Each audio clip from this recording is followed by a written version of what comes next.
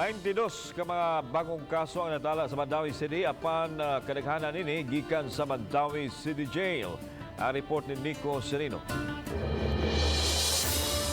Sa abiso gikan sa Mandaue City Hall, may 18 ka mga bagong kaso ang natala sa Mandaue City Jail sukad ni atong Mayo 19. Samtang may laing duha ka mga kaso ang natala pulos gikan sa lain-laing sitio sa Barangay Cambaro. Ang duha ka mga pasyente na-admit sa Vicente Soto Memorial Medical Center. Sa kinatibukan, muabot na sa 133 ang confirmed cases sa Mandaue.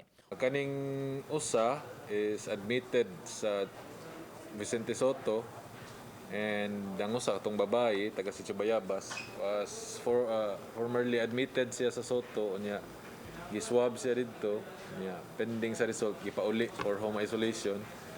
Pag positive nag-isolate siya ron. Usa sa bagong kaso sa syudad, si patient 113, bagong nataw nga baby boy gikan sa Barangay Look. Na-admit sa VSMMC ang bata. Nag-contact tracing na sab karon ang dakbayan. Murag recheck ra sa iyang mama ug ang iyahang mga contacts gipang swaban sad nya ilang balay gi-lockdown na sad.